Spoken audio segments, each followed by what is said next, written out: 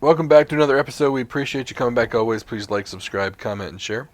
Want to thank Adam Chubbuck with Douglas Realty in Pasadena, Maryland. That's tacmd.com, tacmd.com. That's tacmd.com.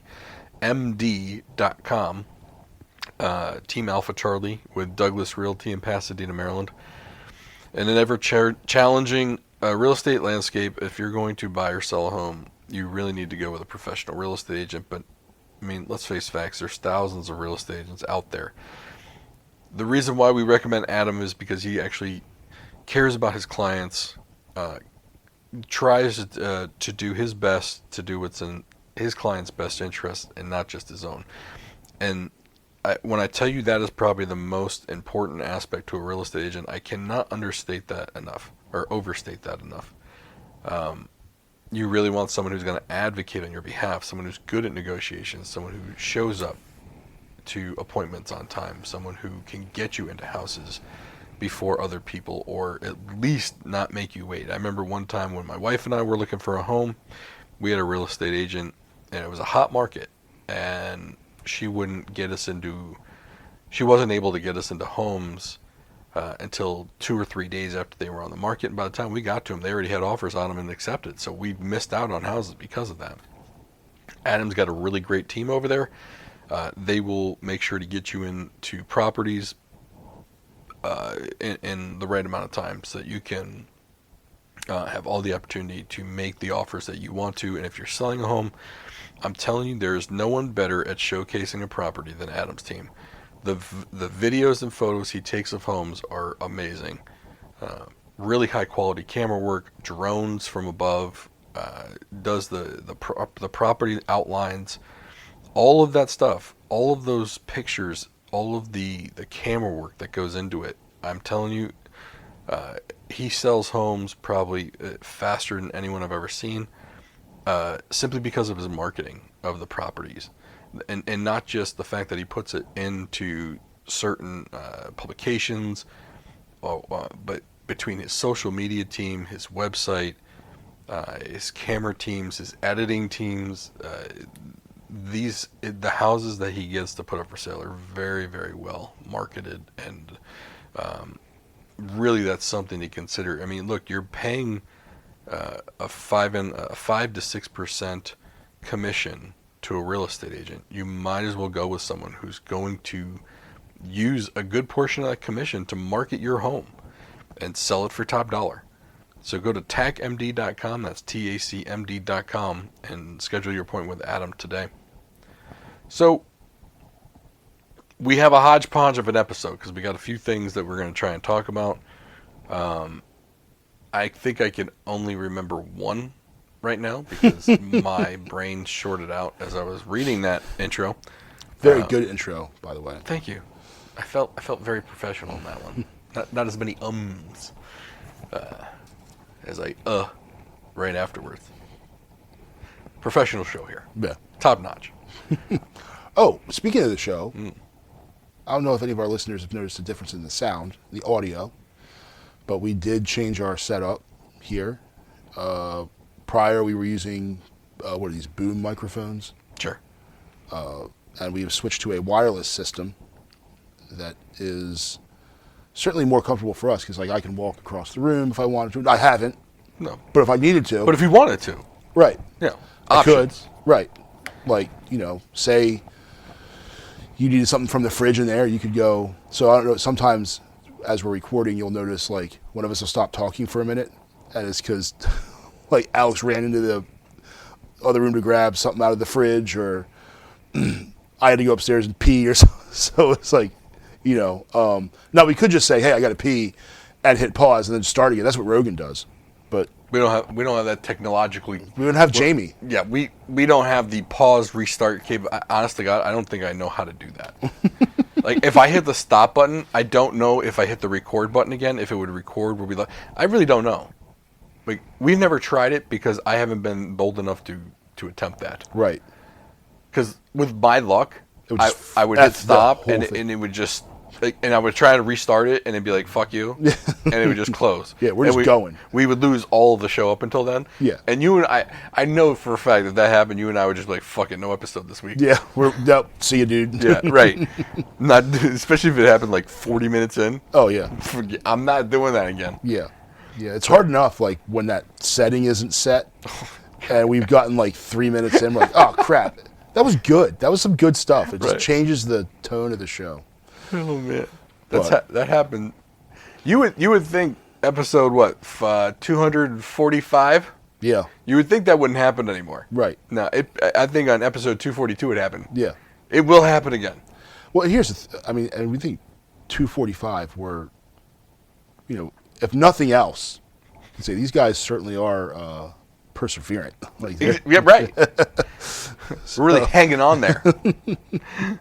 I will say this: we are the longest running independent podcast out there. Really? See? And by independent, I mean we're not owned by some other corporation other than the one we created, just so we can't get sued. Right. Or we can get sued. The corporation would get sued. Yeah. Our private lives would be fine, though. Right. I think. Yeah. I don't know if I set it up properly. Hopefully we don't find out. I know. But nothing here is factual. All feelings, opinions are our own. Yeah. If you're here for facts, Wrong show. Yeah. There is no Jamie here to fact check us right. in the back room. Right. The back room doesn't even exist. No. Well, actually, I mean, where the refrigerator is, it's kind of a back room. Kind of.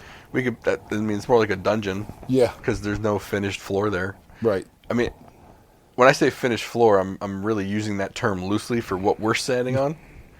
It's basically plastic linoleum glued down to the concrete floor. Yeah. Yeah. We're not exactly dealing with the lavish lifestyle down here. No. This is like the kind of flooring they put carpet over. Yeah. They just put it over it. Right. I'm not ripping that shit up. No. Honestly, it'd be way too much effort. Yeah. Actually, if I ever get rid of like the laundry room over there, I would probably have to find more vinyl tiles to put down to then put carpeting over top of it. Otherwise, the carpet wouldn't be Or just close the door. But see, then I wouldn't get the room back. Oh, would you want to get rid of that? That's what I'm saying. Yeah, I want to take that washer and dryer and bump it up to the second floor. Gotcha. Get that room back, and then maybe kind of create a quasi movie theater down here. True. Or it could be storage. And that back part there with the window, put a bathroom down there. Yeah. That way I don't have to walk my lazy ass up Do you the have stairs. plumbing, though, over there? So, not really. I mean, you have the washer, you have water supply that could easily go there. Well, my concern is the drain. So the water supply is actually in the closet with the HVAC. There is a sink right there. Okay. So we could kind of take that sink, make it the bathroom sink with the plumbing there. Mm-hmm. It's the sewer part. We'd have to go with a macerator toilet. So you couldn't use it if there's no power. But you have the generator. I do have the generator. Yeah. And then again, though, like if I couldn't use it, if I didn't have power, end of the world, no, it'd be fine. You'd be a new stage of lazy if you're like, I'm not walking all the way up there because there's no power. I'm going to leave this deuce right in the toilet until my power comes back. And just wait. Right. Let that thing marinate. My kids do. Oh. What is it with kids? So my two oldest and your two are lined up age-wise. Mm-hmm. I thought it was a boy thing. Apparently it's not. Flush the effing toilet. Especially if there's a deuce in there. They act like they're paying the water bill. Right. Except when it comes to everything else. Their showers, super long. Right before I came here, the two youngest, so the oldest one, he's good. He takes a shower every morning. Even if he's going to a baseball game to play in it, he still takes a shower. He's me. That's like me. Yeah. I got a shower in the morning. Yeah. So he does that. The two little ones, if we don't tell them to, they'll go for weeks. Now, in the summertime, they go to the pool every day, so we just call it a chlorine bath. Yeah. They're cleanish, right? You do. So you don't have them at least rinse the chlorine out of their hair? They're boys. Well, I will say this. Your middle boy is always in a pool. Yes. So you want to know what's going to happen? I'm going to let you know because it happened to my brother. Mm-hmm. By the time my brother turned 18, now my brother was in a pool, swim teams, everything. Was always in a pool, ended up being a lifeguard. Mm-hmm. I want to say by 19, started getting gray hair. Really? from the chlorine. Well, I'd rather go gray than bold. True. No. He still has hair. All that stuff. I mean, because you are gray, but you've got a full coverage. I have some gray, but the cul-de-sac is getting deeper. So to the point where I just bick my head because I'm not dealing with it. I started bicking my head in COVID, and then all of a sudden I just kept doing it for years and years and years. And then early this year when I had the surgery on my biceps, I'm going to grow it back out. Coverage isn't quite where it was. So I will say this: as a bald human being, I've done it once in my life, and with my glasses on, I look a little Buddhist monkish. okay. Like someone wants to come up and pray with me. It's that the resemblance is that good. Wow. Yeah, like if I mean, obviously for Halloween I'd have to throw in the orange robes, because lean into it. Yeah. But I mean, the costume, you're halfway there. yeah, it's just the rest of the year. I mean, I really don't want to be stomped on the street or downtown, downtown cul-de-sac over there, or whatever, downtown Arnold. Yeah. I can't be praying with everybody. Yep. You know what I'm saying? Like, it's a little inconvenient. I mean, it's a strong resemblance. Like, I remember it. I still remember it. I was a younger me. Maybe the older me doesn't look so much, as the praying type. But I mean, you could put me in back then. You could have put me in Tibet, and I would have been fit right in. It wouldn't even. They would have thought like a long lost brother came back. Like, oh, nice to see you, Thomas. I'm like, Thomas. Oh, I guess I'm Thomas now. Is what it is. But yeah, my kids. So the younger two, where I was going with this, the younger two before I came here, my wife was like, take showers because you two stink. So the little one gets in the shower and then gets out of the shower. Like he should. He's wet. Like his hair's wet. And I find myself doing what my dad used to do, like, because when I was a kid, like, go take a shower. And I'd go in there and just get wet. Well, first I go in there and I come out and like, you didn't take a shower? Yeah, I did. Your hair's dry. Oh. So then I would just get my hair wet and I'd come out and my dad would be like, come here. And he'd smell my hair to see if he could smell shampoo. I do the same thing. So I did. He passed. But he just gets out of the shower. But he doesn't turn the shower off. Right. I thought the middle one was in the shower. And they're using our bathroom, and which I can't stand. You have a bathroom. I remodeled it for you. You don't use it. Well, no, they do. Then they make it too messy, and they don't want to use it. They want to come and fuck my shower up. Mm-hmm. So I think the middle one is in the shower. So I go to walk in because I was just gonna pee before I came here, and I open the door, and the sliding glass shower door is open, and the shower's running, and there's no kid in there. What, Griffin? What did you?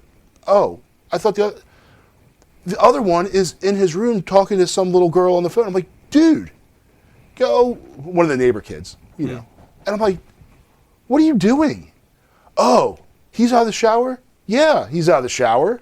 So he'd been running for like 10 minutes. Then he gets in there and has the stones to complain that the water wasn't hot enough. Now, they take showers, which I don't get because my wife does this. Women, the temperature of their shower is insane. Like, you can steam crabs in there. Me, I just have it warm enough so I'm not chilly. Right. And I'm in and out. Now, granted, I don't have hair to wash. I'm in and out in about, now my wife is fast in the morning. And I'm fast in the shower too. But her water temperature, like if you put a bushel of crabs in there alive, they'd be steamed. Just throw some Old Bay in there. So I'm laughing because it's the same here. Yeah, I don't get it. My youngest was taking a shower tonight, and I went in there to kind of give her some cold medicine. Dude, I looked to see if the fan was on. That's how steamed up it was.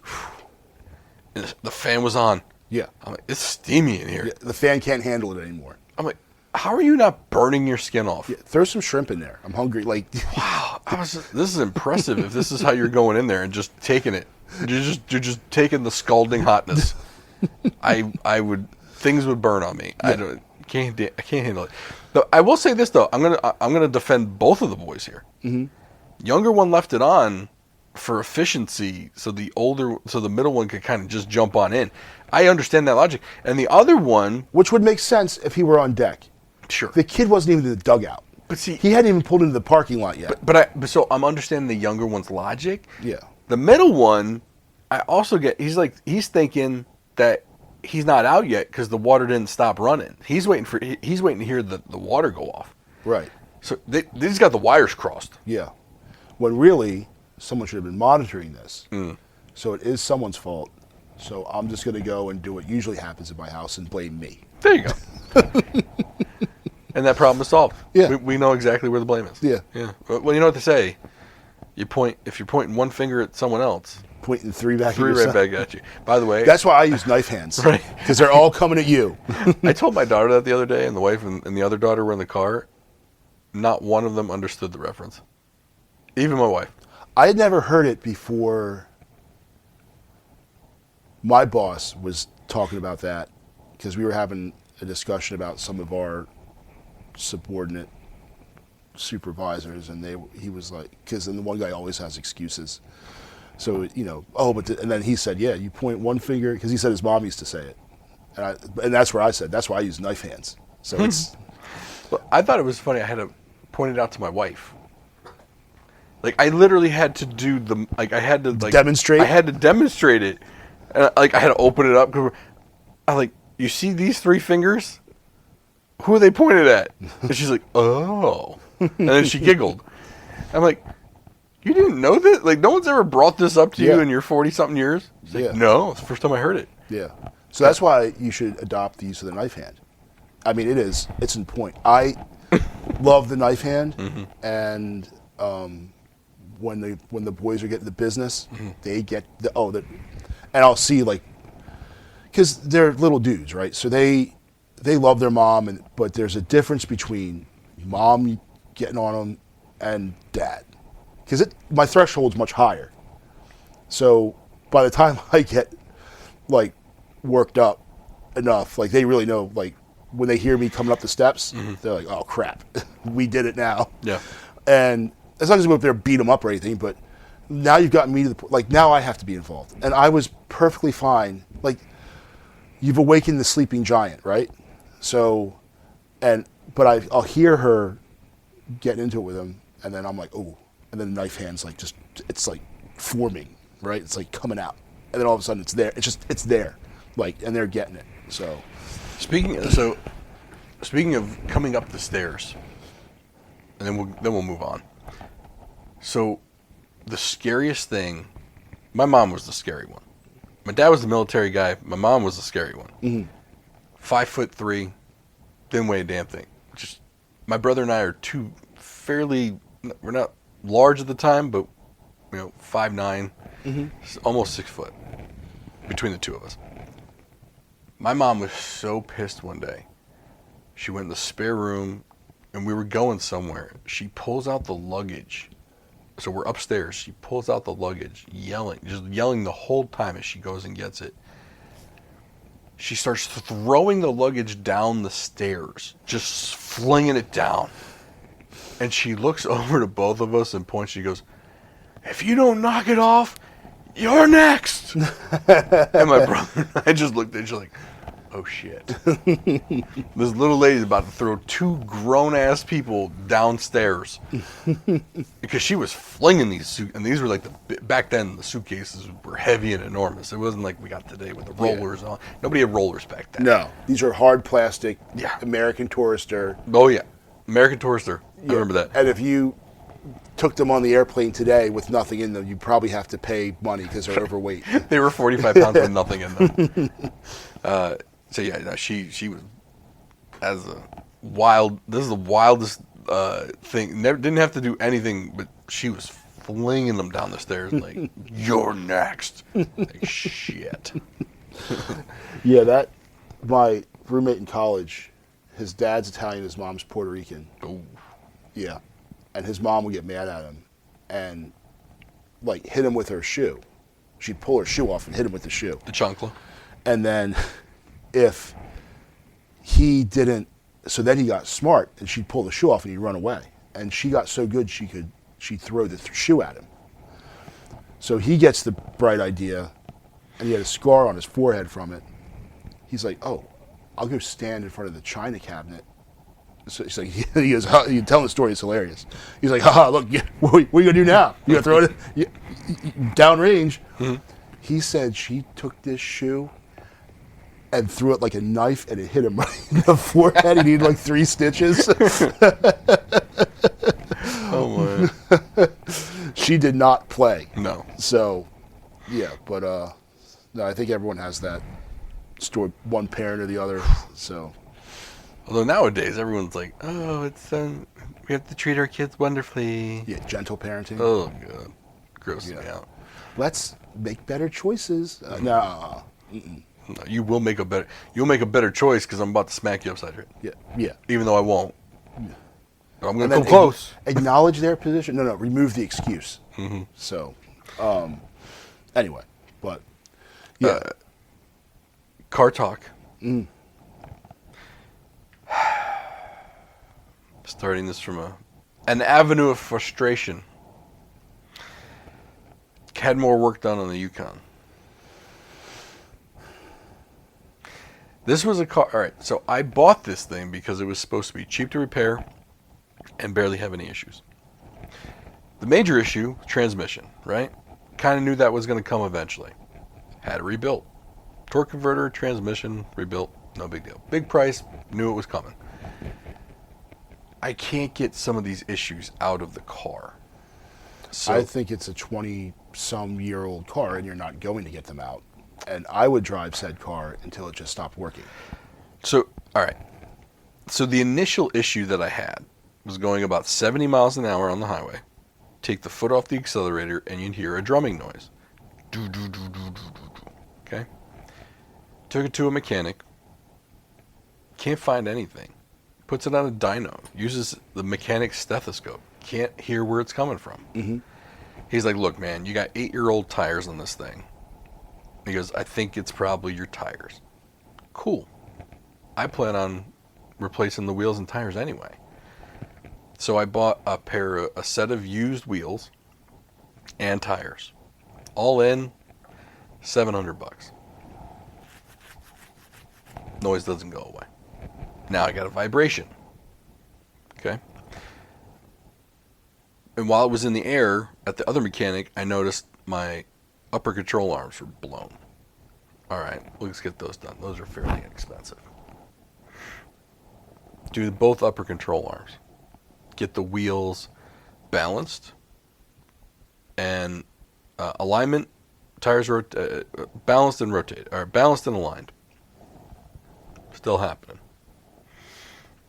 I have the U-joints, all 4 U-joints done. Transfer case fluid swapped out. The rear diff, front diff has already been done. Front pinion seal is busted. Had that done. Other work that's been done, one of the front axles. All the engine work has been done. No misfires at all. Transmission work has been done. Now I'm going at 35 miles an hour. After everything's warmed up, 35 miles an hour, there's a vibration in it going down the road. Go to 40, goes away. Get to 65, it's back again as a low rumble. Mm-hmm. And when you let off, you still hear the do-do-do-do-do. So it didn't even get rid of the original fucking problem.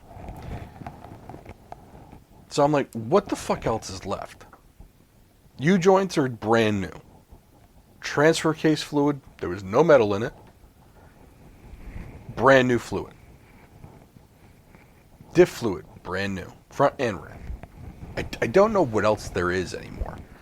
The only thing I can think of, it's either front or rear diff or something in the transfer case. Each one of those is like a $2,000 fix. So it's going back to the mechanic. This mechanic probably loves you, by the way. Well, so I've had 3 different mechanics work on this. Mm-hmm. They don't all get the work. You're sharing the wealth? I am. So, well, because one of them, the one guy who's been trying to hunt this thing down finally just said, I don't think I can find it. The transmission people did the transmission and the torque converter. For all I know, it's slipping already. So it might end up going back to them.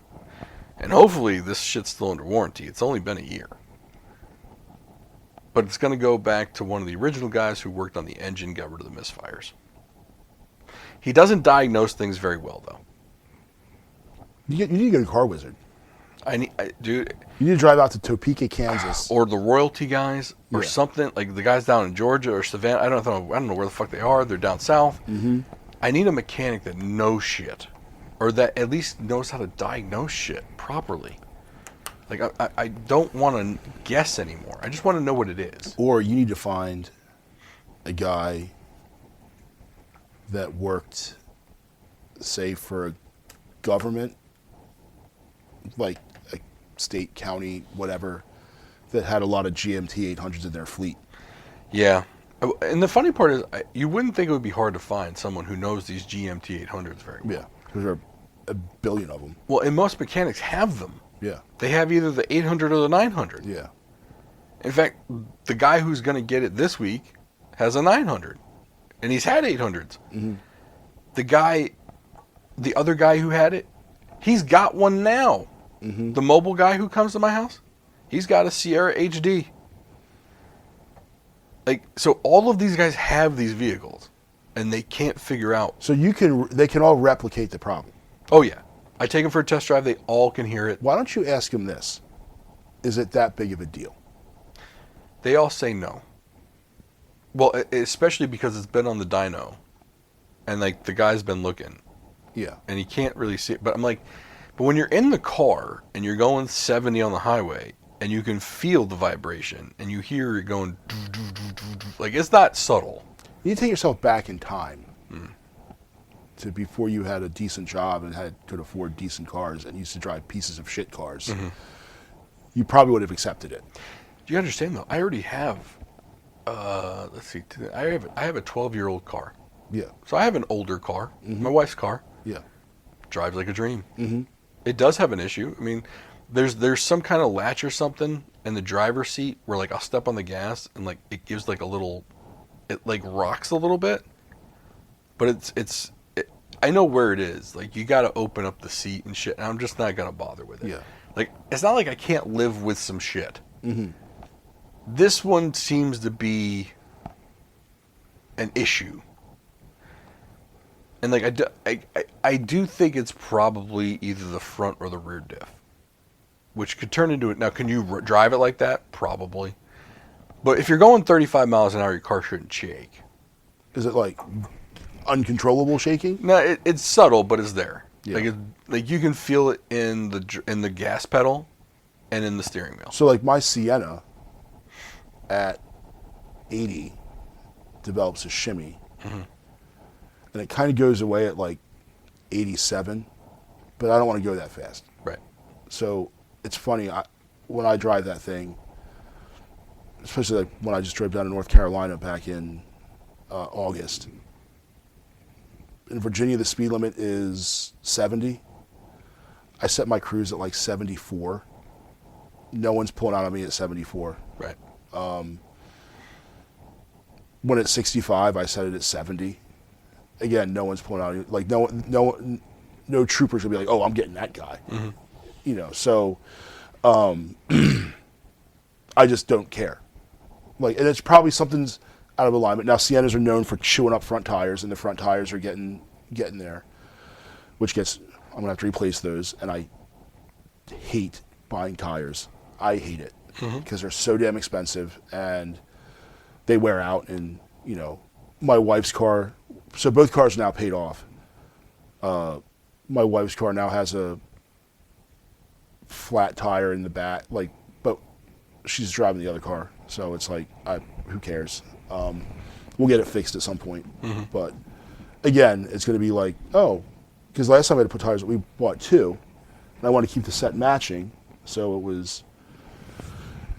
That car has 20-inch rims on it, and you've driven it, like It looks nice, but they're low-profile tires. Of course, they're expensive. And when I bought the car, I'm like, oh, that looks nice.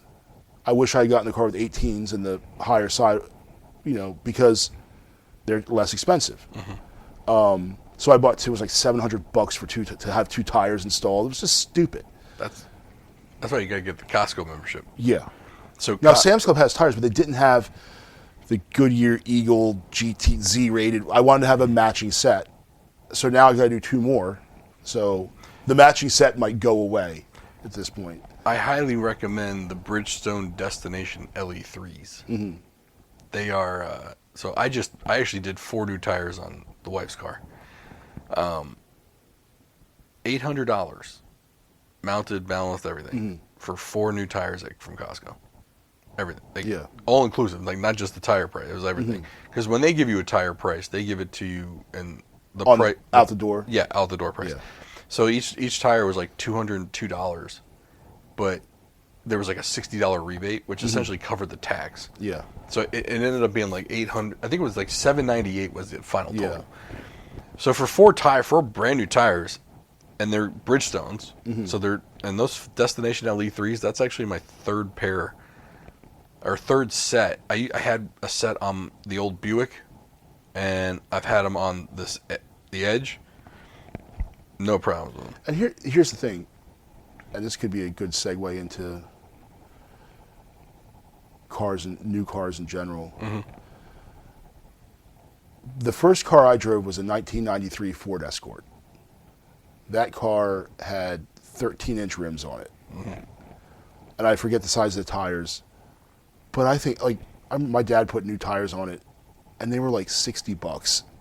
Like, they were cheap, not 60 for all 4, right? But $60 for each tire. They were cheap. Now, you go buy the equivalent of a Ford Escort, and it's sitting on 20s with low profile. Like, why do we need this performance shit on a car that is not a performance car? And now the newer ones are 22s. Yeah. Or 24. I mean, some of these Escalades are running on 24s from the factory. Yeah. That used to be shit that they rapped about. Well, and then these manufacturers found a way to fuck you even more. And they either do, some of them do 19s or 21s. And no other car has this shit. Yeah. And they don't make a lot of the tires, so it's not very, and so of course, like a 20-inch tire or a 20-inch rim tire, let's say it's like $200.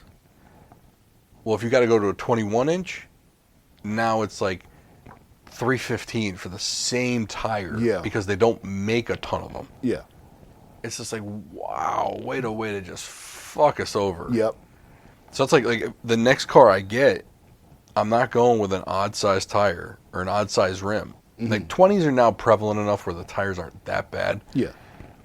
But like 18s are a nice sweet spot if you like those. Plus you get more of the sidewall, so the ride's a lot cushier, a lot quieter. Yeah.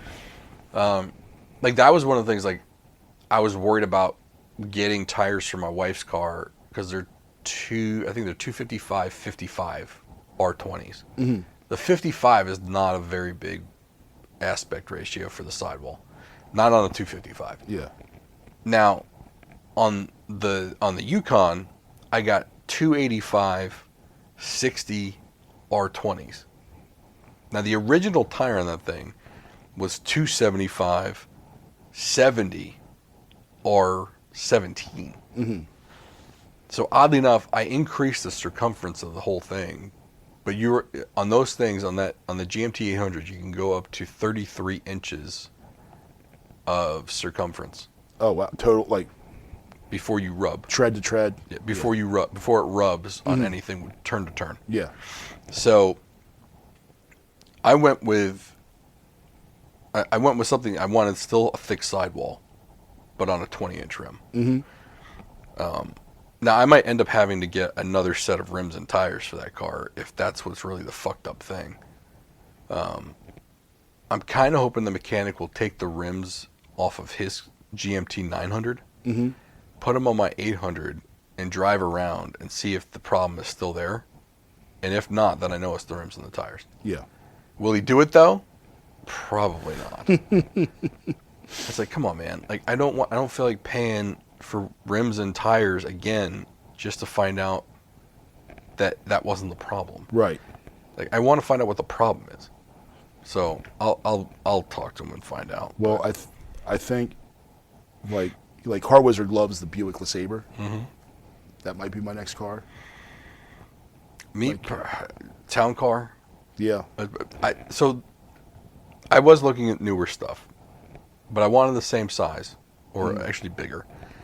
So I started looking at like a 2020 or 2019 Ford Expedition Max, or a 2017, 2018 either Escalade ESV or a Yukon XL.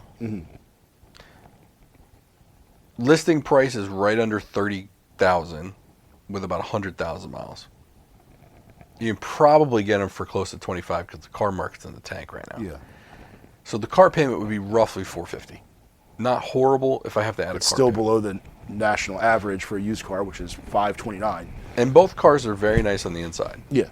The problem is that with the GM stuff, the 6.2 liter at this point, who knows if it's going to blow up tomorrow? And the problem with the Ford and the Expedition running the 3.5 liter twin turbo, who knows if the camshaft's not going to go, or the cam phasers aren't going to blow. Yeah. And there's also those EcoBoost engines. I know the 4-cylinders are having the head gaskets blow out on them. So it's not necessarily, it's not the gasket itself that's the problem. It's the block. So apparently the oil channels are too thin, and the pressure on it cracks the thin wall of the block. Yeah. Otherwise, if it was the head gasket, you could just replace the head gasket. Right. But you have to get, and apparently they redesigned the block, but the blocks are back ordered. So it's like you might not get your car back for another month. Yeah. And how much does it cost to get a new block? Oh, It's a new engine. basically $4,000 to $5,000. Yeah. For a Ford. Yeah. Not worth it. And I'm like, and So, most of them that's- are older. And that's kind of where I'm at with. So we have a Fusion. It's a 2016 with the EcoBoost. It's got 98,000 miles on it. And I'm like, do I get out of it now, when I can still get something for it, and then have to have another car payment? Or do I just run it until it dies and say, oh, well?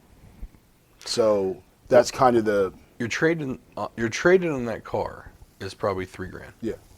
Like, I checked the trade-in on the Edge. 2013 Ford Edge, it had, I want to say it had 108,000 miles at the time. The trade-in value on that thing was $5,200.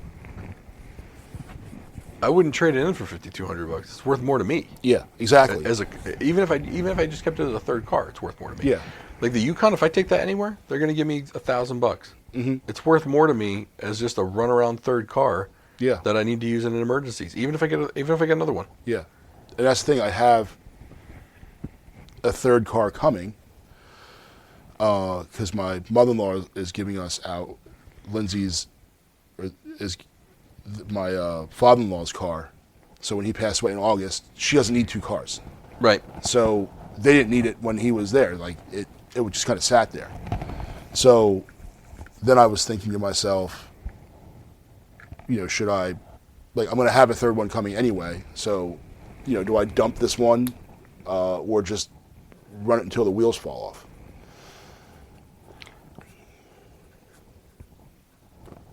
Sorry, just doing research. Oh, So anyway, so those are my two options. Of course, then there's then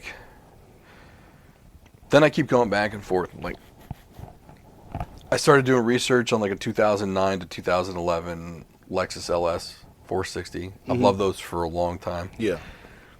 And then, of course, I go on YouTube, and I love YouTube and I hate YouTube. Of course, there's a guy on there saying, don't ever get one.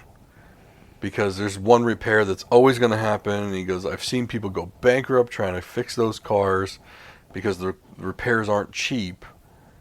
But then you hear other people saying they're the best things ever. Yeah. And then, of course, they say, well, just go with a Lexus ES 350, which I've driven. It's really, it's heavy. It rolls through it's not very sporty. It kind of became, so like our grandparents would drive, like you'd see the old lady in the giant boat. And it kind of became like the boomer Buick because they didn't want to drive a Buick. Right. So the ES kind of became that for them. You can get those used so cheap, though. Yeah. And And then you've got the GS, which is just okay, but it's not. I've gotten to the point where I want a bigger car or truck or SUV or whatever. Yeah. Actually, I don't want a truck. I rented a Ford F-150 when the Yukon was out of commission. I hated that thing. Yeah. But it also might have been the one I had. So I had the Turbo Max, or no, the Power Max, the hybrid version. The lack of refinement on that thing was unreal. Like, you step on the gas and the transition from electric to gas. Oh, you think there's something wrong with it? Oh my God. Yeah. It was bad. Yeah. And the shifts were hard. Like, there's no way I could drive that car and not think it wasn't broken. Yeah. Like, I'd be in the shop every other week saying, I think this thing's broken. Like, no, that's just how it is. You can't tell me that's how it should be. Yeah. So yeah, so I don't, and then I tried parking the truck in a parking lot. That They're sucked. huge. That sucked. So you should. Too bad you don't have that thing anymore. So the dude that lives up the street from you, that has the, it's probably like a 94, 95 F-250. Okay. He lives on the corner. He's got that blue Yep. with the 7.3. Yep. I bet you if you parked that F-150 next to that F-250 from the mid-90s, that they'd be the same size. Pretty close, yeah. Yeah. I mean, maybe even F-150 might be Yeah. bigger. And I saw an interesting infographic that showed the size of beds relative to and the beds are getting tiny in them. Not that, I mean, I think if you get a Crew Max or a Crew Cab, whatever the hell the King Cab, whatever they're calling these things now, because every manufacturer has their own name for a four-door pickup truck. The beds are like 5.5 feet. Yeah. Like, they're small. They have like power this and that. There's a great dude on Facebook and Instagram. His handle's Cars Are Me. Oh yeah, yeah. And I love watching that dude because he's like, what? You hear this truck costs $98,000. It's full of plastic. Yep. Yeah. And it's a pickup truck. Like, you know, it was. I remember when I was a kid, because my dad, you know, would get transferred work. Like, we'd rent houses, and there was in the lease, you weren't allowed to park a pickup truck in the parking lot because they didn't like the way it looked. Now it's all pickup trucks, and they're freaking enormous. But parking spaces are getting smaller. It's just like airline seats. Yep. Airline seats are getting smaller. Americans are getting fatter. And then there's people that defend the airline, like, oh, you know, shouldn't be so fat, fatty. Like, you're some fitness guy, right? You know, and you're going to defend these scumbags. You know, like, I'm going to defend the credit card companies. Right. Like, they're assholes, and so are you. Defend someone less desirable. Yeah. Like, who's next on your list to advocate for? Hitler? Big Pharma. Yeah. That's Great. yeah. Health insurance. They're great dudes. Yep. They're looking out for me. But, yeah, the trucks are getting so big, and but they're not any more useful. No. Like, I would like to get a truck with a column shifter and a bench seat across the front. I will say, so the Yukon has a column shifter. I didn't realize how the shifter itself isn't useful, but the space it frees up in the center console is useful. Yeah. And like, I really like having the column shifter. I know like an Escalade or a Yukon XL or Escalade ESV or an Expedition Max, I know they're going to be tough to park, and that's what I railed about against the F-150. My thing with the F-150 is the back is kind of useless to me, other than like maybe a day or two out of the year. Whereas the rear of an SUV is enclosed. So like if I got a whole bunch of softball equipment, I can throw it in there. I don't have to worry about getting rained on or anything. Like it's protected from the elements, right? Yeah. Like there's stuff that I put in my car, I leave in my car, just because I don't feel like hauling it into the garage and hauling it back out and stuff like that. And I understand you can get like a cover and whatnot, but then you've got the other issue of like trying to get the thing. Let's say something slides to the front of the of the bed. Now I got to get in there and get it out. Yeah. Like, I'd just rather have the SUV. I like everything enclosed. I like it quiet and all that stuff. So and the other thing is, keep looking. If you're looking for used vehicles, especially like say the GMT 800 like you have, if you're okay with getting a Suburban or a Tahoe or the SUV version of it, you get it for a lot less than you can the pickup truck version of it. Right. And it's just because of that bed. You could actually get the best of both worlds if you have the space to keep it. Just get a, 8-foot utility trailer. Right. And it becomes a bed that you don't need to have all the time. Just rent one from U-Haul. Yeah. Right. The 2 or 3 times a year you need it, rent it from U-Haul for like $40. Yeah. Done. Yeah. And to me, that's great because you still have the same power. Right. And, even if you're, like, say you have a boat, that thing can tow most trailerable boats. Right. Now, there are boats that, now I don't know if I would want to take it on a 6-hour trip towing it. But if I had to move it from a storage lot to a marina, or to Sandy Point State Park to put it in the water, I wouldn't have a problem using your, a Yukon for that. You could easily, that Yukon, I mean, I know for a fact that Yukon was used to tow a boat. Yeah. And not a small one. Yeah. Like, I saw the boat. Right. He tried to tell me he didn't use it to tow the boat. Yeah. I'm like, bros, if you definitely use this to tow the boat. Because he probably wasn't going far with it, but it was not a small boat he was towing. I towed a 25-foot boat with a GMC Envoy. So, over the Bay Bridge. And it made it. It was fine, But I'd look in my rearview mirror and just see the bow of this freaking boat. I'm like, Jesus. So the other thing is, like, unfortunately for something that big, there aren't that many choices. Yeah. But there is like a Nissan Armada. There's the Infiniti QX, which is the sister car. And Nissan was really late to the technology game, though, so I'm kind of looking for like the Android Auto, Apple CarPlay thing. Yeah. And they don't always usually have that. Toyota's too expensive for Sequoia. A new one, yeah. Even a used. I'm looking used. I can't. Well, afford I don't know. So Toyota has some big time problems with that. Yeah. What was it? Turbo 6. Turbo 6 they put in the. I think they put in the Sequoia, Land Cruiser, the big Lexus SUV, and the Tundra. Yep. And they had some big, and it wasn't just like, no, they catch on fire. Mm-hmm. I think there was a problem with the rear main seal. Something like that. It's an engine replace. Now Toyota's doing right by it; they're replacing the engines. But one of the things I'm concerned with these turbo, they're putting so much pressure in these engines, where the big V8 was just kind of naturally big. It didn't need to just have its shit pushed in every fucking time it rolled, like it moved. I probably just got us the explicit warning on the with that last sentence. I always put the E. I put the E on everything, even if we don't swear. But yeah, that's one of the things that concern, because everything is turbocharged now. Yeah. And the EcoBoost is turning out to be a freaking failure. Of course, I have a grenade I'm sitting on right now. So that's an issue. They're saying after 2021 model years and on, it should be okay. Yeah, well, mine's a 2016, so I'm fucked. You're screwed. Now, luckily, the third car we have coming is a 2011 Honda CR-V, which will probably outlast me. Yeah. The other car in the driveway is a 2017 Sienna, which will also probably outlast me. Mm-hmm. The other option I thought with the third car coming is to trade both of them in on something big and nice, because the boys are getting bigger.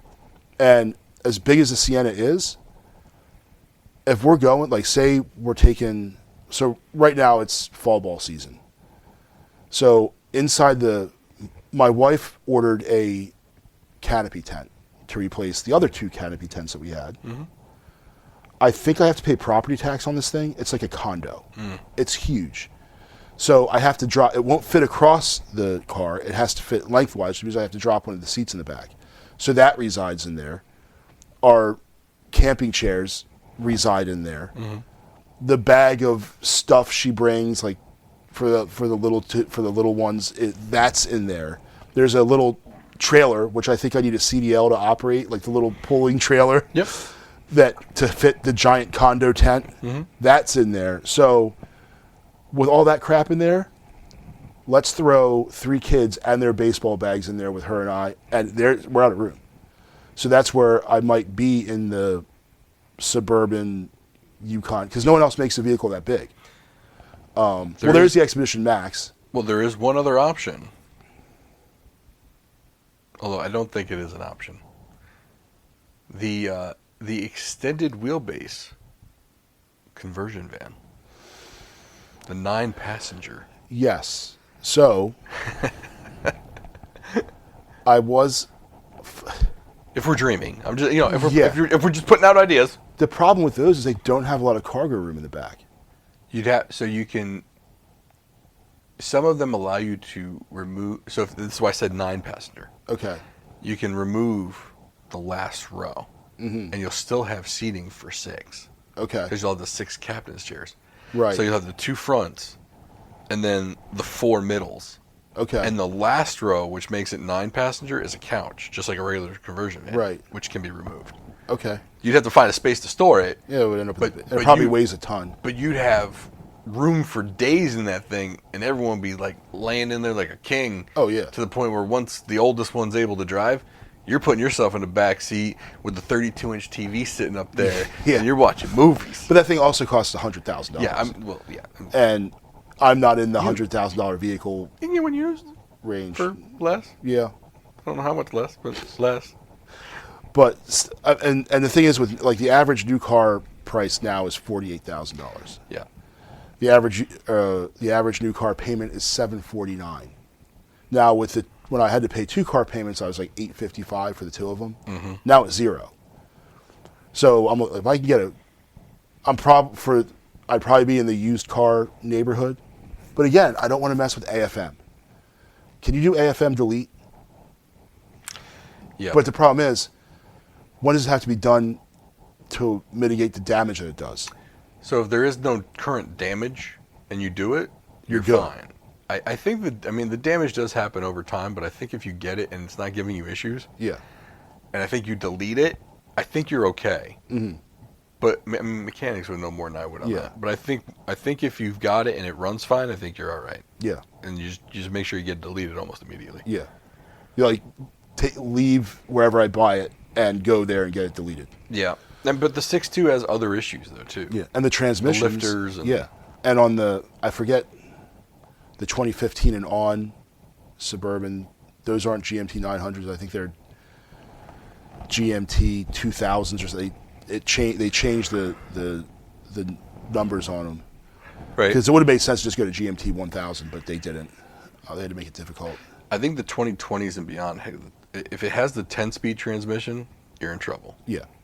So you want to get it if you're going to go AFM and just. I will say this: the 2007 through 2009s did not have AFM, Mm-hmm. so you can get a 900 without it. Yeah. The problem is, too old. and I'm okay with it, right? Because I can look at it and be like, okay, so say your Lexus LS, right? 150,000 miles on it, you're good. Mm-hmm. She will look at that and be like, oh, that's too old. Because they just look at year and mileage. Right. They don't look at, so like, to someone that's not as, not in the cognoscenti, right? It's not as knowledgeable Knowledgeable, yeah. of the different years and the quirks and nuances of all these different cars. They would look at a what was it, 2009? Is that what you were talking? The year you're talking about the Lexus? 9 to 11, yeah. Yeah, 2009. It'd be like, oh, that car is 15 years old and it's got 150,000 miles on it, and they would compare it to some sort of 2024 Hyundai with a GDI engine in it and 30,000 miles, and think the Hyundai was the better deal, and you're just waiting to get screwed on that. Mm-hmm. Like it's just going to happen. So my sister-in-law bought a Kia Soul. I was like, did you buy it? She goes, no, I leased it. It's a good call. You don't want to own that thing. Yeah. I will say this, with those GDI engines, though, every 40,000, some people say every 60, but I say every 40,000 miles, pay the $300 to $500 and go get it walnut blasted, and it'll take care of the problem. Yeah. Because the problem is all the carbon intake on the back of the intake valves. If you get it walnut blasted and remove it all, you're fine. And that was the same problem with the what was it, the 3.6, the GM 3.6? Yep. That's how my Buick blew up. But it's like, is the average a Hyundai buyer doing that. No. Well, and they don't put it in the owner's manual. Yeah. It's not recommended maintenance from the manufacturers, Yeah. which they should be. Put it in there. Yeah. Like, stop with the bullshit. Like, it's a problem. Just put it in as regular maintenance, but Yeah. they don't want to include it in if they have to include maintenance in because some of these people are doing 3 years of included maintenance. Well, if you hit 40,000 miles in that, they don't want to do the walnut blasting, or they don't have the capability of it, Yeah. and then they have to outsource it, and the place is going to charge them an arm and a leg. Mm-hmm. But in my opinion, I mean, they're not paying for oil changes. Like, stop offering these maintenance plans. Mm-hmm. They do it because they can make a butt ton off of an oil change. Oh yeah. They charge you up front for all that shit. Yeah. And my thing is and then they can also sell you, their service writers who work on commission, right? Try to sell you. They find every conceivable thing wrong with your car. Oh, you need an air filter. Yeah, Air that should be filter. $400. Meanwhile, you go to the fucking auto parts store. The air filter costs you $15 and 10 seconds to snap on some clips and put it in. Yeah. I've done all the air filter. That's the one. I don't even change my oil. I don't. I'll do my own brakes. Mm-hmm. I want to. I hate being under a car. But the air filter, I will 100% always do an air filter. Like, I will go to the store, pick out the one I need. I'll YouTube how to do it. It's always very simple. I even do cabin air filter, same thing. But by the way, if you haven't done your cabin air filter, check to see if you have one and replace it. I guarantee you, if you have allergy issues, your allergy issues will thank you. Just saying. But yeah, so I've been looking at 2017 to 19 Yukons and Escalades. The newer ones have some space behind the rear third row, so you don't necessarily have to put them down, but you can put them down without taking them out. Yeah. So that is a little bit better. But the Escalade and the higher trim level Yukons and Suburbans, you just push a button. Yeah, it's all power. The Ford Expedition is similar. I was looking at the Grand Cherokee L, but that's it's who knows if that thing's not going to blow up. I would steer clear of anything Stellantis. It's rough out there for They're Stellantis. bad. But they're desperate to sell anything. Like, you could get a new one, and man, is it fairly inexpensive. And the worst, and the funny part about it is, I'm still not really considering it. Yeah. Well, and then the flop of the Grand Wagoneer, $100,000. That was a wild experiment. Yeah. But how are you going to charge $110,000 for that? But they didn't learn from and of course there are these dumbasses that went out and bought them. The early adopters, whatever, they went out there and grabbed it because it was new, and that's a piece of crap. I mean, it looks nice. Yeah. And the interior looks nice. Yeah. Don't get me wrong. But it's and then they had the issue of, okay, so you got, and here's the lineup. I mean, the lineup is the Grand Cherokee L, the Wagoneer, or I'm sorry, then the Wagoneer, and then the Wagoneer, or the Grand Wagoneer. Yeah. But I think there's also a Wagoneer L. And then there's something called the Wagoneer S. I don't even know where that fits in. I think the S stands for shitty. Probably. But it's okay, where all, when you look at it, the Wagoneer looks smaller than the Grand Cherokee L. Yeah. So it's where does all this fit together? It's kind of like when we've talked about cars and whatnot, and they've just been, they fucked with the names, and you don't know what's what anymore. Mm-hmm. Like the Infiniti with the G and the M, they got rid of them. Now That's it's all Q Q. something. It's stupid. And it's Mercedes with the SUVs. I mean, at least they kept some sort of name. So GLA, GLB, GLC, GLE, GLS. Yeah. Okay. I know because the alphabet is helpful. Yeah. That A, B, C are smaller than E and S. And it kind of aligns with the cars. Right. Because you had your C-Class, E-Class, and they had A, and they had some other, but A is like the baby Benz, and then C was, and then... They don't even sell the A here anymore. Yeah, and then E-Class, and then of course you had the S-Class. So you knew, the further down the alphabet you went, the bigger and more expensive it was. They brought the A class over for about 6 minutes before they said nope. Yep. Yep.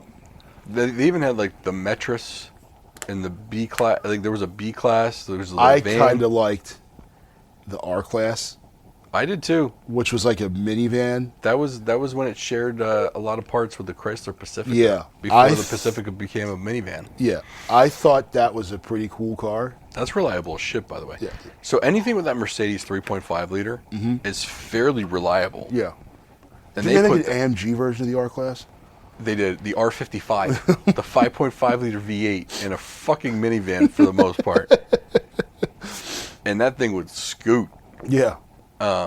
They still have some of those out there. Yeah. They're hard to find. People don't get rid of them. Yeah. Like that, they were that reliable.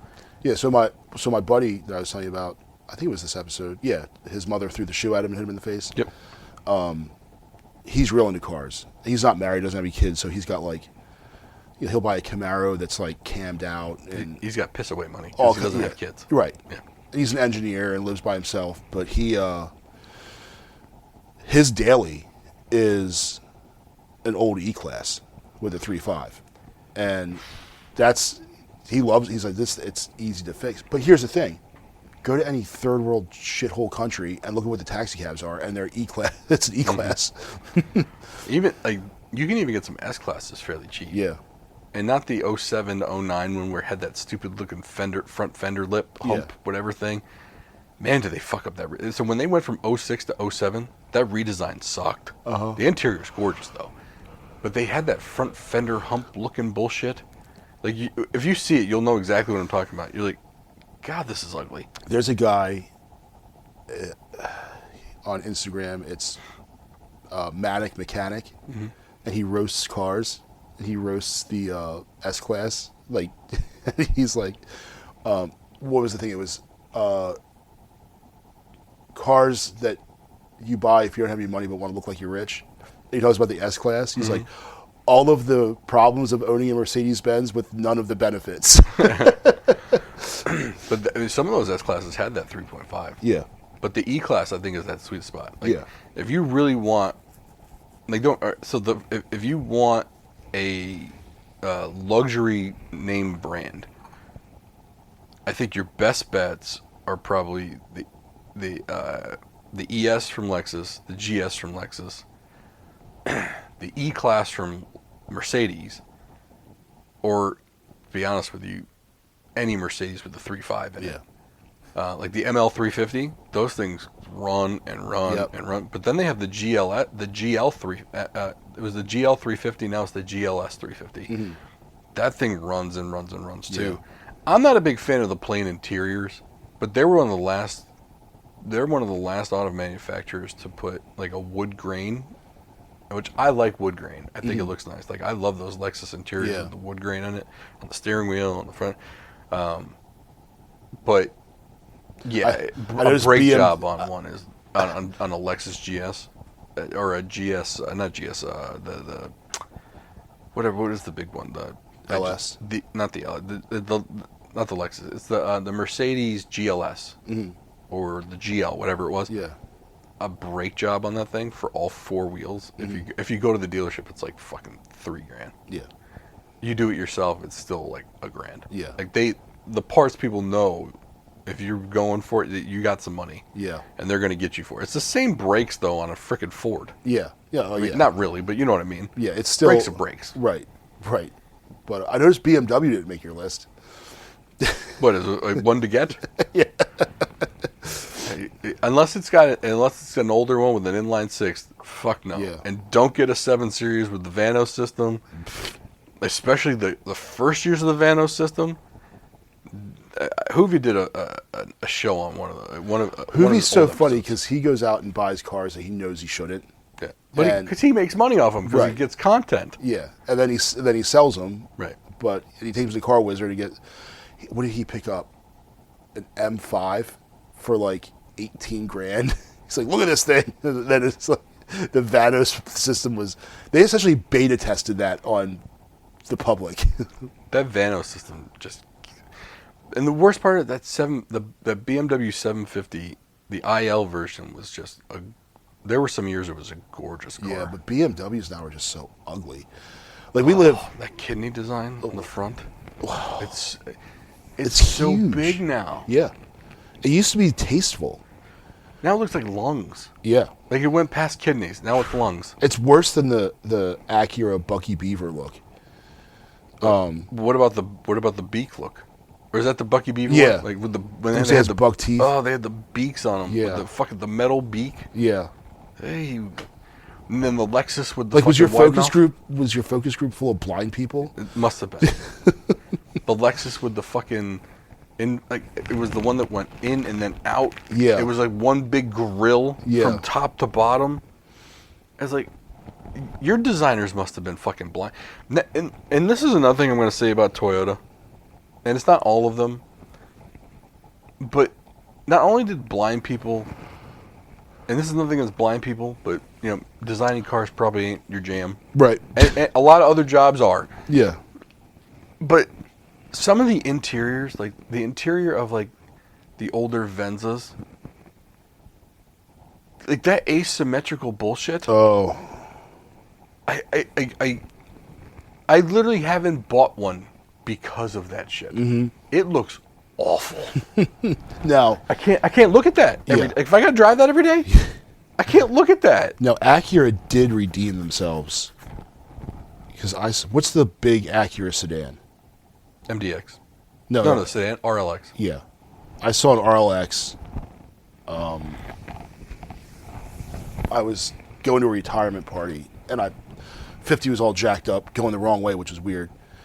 So I went a back way, and coming the other direction was an RLX. That thing looked nice, and the MDX looks good. Like they really redeemed themselves after that. And that's another one. It depends on the year. If they have the dual screen on the interior, again, I don't know what the fuck these people are thinking. It's like the screen that's set back is not a touch screen, but the one that's set forward is a touch screen. Mm-hmm. If I have to touch a screen to control something on another screen, I hate your fucking car. I don't like screens. Well, and then Mazda, in their infinite fucking wisdom, puts a nice looking screen on there, and it's not a touch screen. So you got to use the knob. Yeah. I rented one for a week. It was the worst week of driving I've ever. Like, it's like, well, you just push the button and you can get to Android Auto. If I can find the fucking button, like, because you got to run the dial to the button, and I can't, and the button doesn't just automatically show up. Touchscreens aren't new. But why do I have to use the rotary knob to get into the menu? Yeah. That I can't find. I'm not owning the car. I'm just renting it. Right. If I'm renting your car and it's not intuitive for me to get to the Android Auto or Apple CarPlay, your car sucks. Yeah. Audi has, in their whatever system they have, to turn the volume up, it's like a little pad. You have to rub it a certain way. I'm like, and if you rub it the wrong way, it either does nothing, or it does completely other things. What's wrong with the knob to turn the right? No, we're gonna have you rub a lot of dudes have trouble finding the spot you got to rub, right? Listen, So if you got to rub it, there's a chance. There's a 95% chance you ain't finding the right spot to rub. if life has provided me an experience, but yeah, you gotta, and it's like it's like on the but like down low, like in a weird spot. I'm like, what do you do? Who designed this? It's down there, but it might be up, but it could be also lower. It's never in the same spot twice. It's almost like a trackpad on a laptop. Just not always working. Yeah, I don't understand who thought that was a good idea to manipulate that while you're in an operating moving vehicle. It doesn't make any sense. A dumbass. Yeah. I mean, let's call them what they are. Yeah. Sometimes engineers over-engineer shit because they're trying to prove that they're a better engineer. Right. And it's like, look, man, if I need you to build a bridge, I just need you to build a fucking bridge. Right. I don't need you to build me the best, most stellar bridge ever made. I need you to get me from one side to the other. Yeah. I don't need to figure out. I'm not Super Mario, and I need to like figure out the right direction to hop on the bridge to get to the other side. Right, we're not trying to play Frogger here. Correct. Like, Yeah. let's just get where we need to go. Yeah. We know what happens to him eventually. Frogger ends up dying. Yeah. Okay. He ends up just jumping in the water because he mistimes his jump. I don't need that. Yeah. Like, I need a simple, and and this is where I got to give it to like Ford and GM when I've rented their cars. I'm able to get in there. I pair my Bluetooth to it, and within 5 seconds, I've got the Apple CarPlay or Android Auto. It's been that easy. Yeah. And the screens are not like I do like screens. I like bigger screens, and I just tap the microphone. That's my bad. Sorry about that. Everyone in their car is like, bam, oh, how? What is that? New microphones, people. That's my fault. I'm gonna speak directly. It's like brand new to the microphone. But no, that's my bad. Sorry for tapping on you and busting your speakers out on that. But yeah, no, I will say GM's new screens. They did some weird shit, and we've talked about this. Their internal combustion engine cars, they have wireless Android Auto and Apple CarPlay. Their EVs don't. Yeah. Like, shouldn't the EV be more technologically advanced than I EV? think so. But it is GM. So all they're doing House is of backwards. the E in the name. So it's the same vehicle, like the Silverado. It's just the Silverado. Mm-hmm. At EVs, I'm still not. I guess it's because I'm a contrarian and a curmudgeon to a certain extent, maybe a troglodyte, but I'm just not there on EVs. Mm-hmm. I think so. For my wife's commute, I think it would make sense, but it's not a primary vehicle. I was talking to a guy on my son's football team. He has a Tesla, and it's cool, right? But they all kind of look the same, and their designs actually start to look a little dated. Mm-hmm. And he had to drive to Indianapolis for work. So he was showing how Tesla planned the route and all the stops that it had, and but then the stops. So he's going west, so he has to go over the mountains. So those stops were really close together, right? And then on the other side, once he got out of the mountains in Ohio, then they were more spread out because there's no hills. But I just, that charge is estimated to take 35 minutes. Like, that took 35, but there's 4 of them. Mm-hmm. So you're adding 2 hours. 2 hours to your trip. What to save the world, to look cool, like The next iteration that's coming, from what I understand, charging times are under 5 minutes. Yeah. And that's the one, I think that's when it'd be more readily adoptable. Yeah.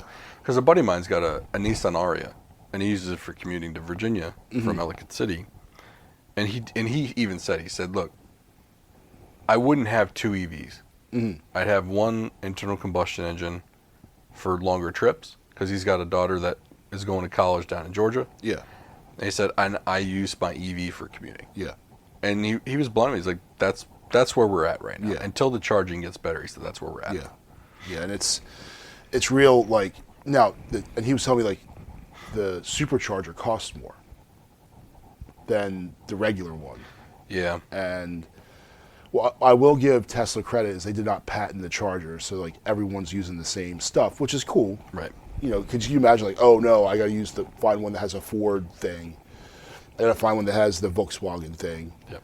So it's nice that they kept everything that way. So, but still, I'm also not there because there's a lot of people that just get them because they think they're cool. Mm-hmm. Again, why spend money you don't have to impress people you don't know? The one I want, and the one that's probably better technology than most, is Lucid. Mm-hmm. And the one I would like is the Lucid Gravity. Mm-hmm. But that's over $100,000 for that big SUV. And it's finally the big SUV, right? Like, Hyundai has the Ioniq 9, which is a big-ass SUV. Mm-hmm. And again, a blind person designed it because it looks... they're trying to make it look all, like, robotic and shit. I'm like, stop with this bullshit. Yeah. Like, I want it to look like a regular car. Yeah. like the Lucid Gravity, which is their SUV, looks amazing, and the technology is really good.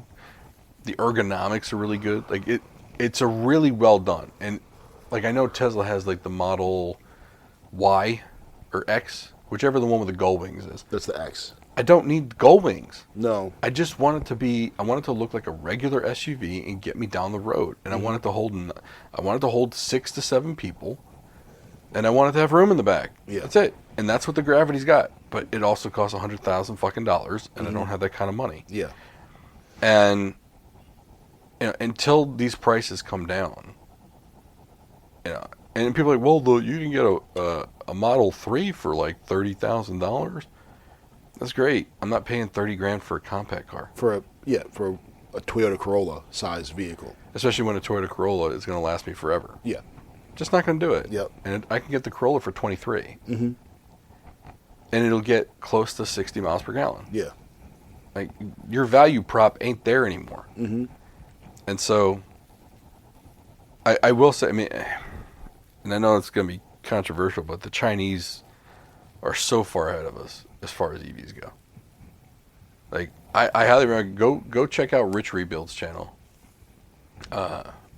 He went to I guess they had like the Chinese EV companies had like an event out in Alaska. Mm-hmm. They had a whole bunch of these guys go out and check them out. They're really cool looking. Mm-hmm. And their technology is better than ours. Yeah. So I don't know. Let us know what you think about EVs. Put down in the comments whether you think I should get a 2017 Escalade or a 2019 Expedition. Let me know what you think is better. The good thing about the Expedition is they come with a 10-year, 150,000-mile warranty from Ford, even if you buy it used, on anything with that 3.5 liter EcoBoost with the I think it's 19 to 21 or 2019 or 18 to 2020. 21 they changed the cam phasers. So let me know what you think. Want to thank Adam Chubbuck, TACMD.com, TACMD.com, and we'll see you next week.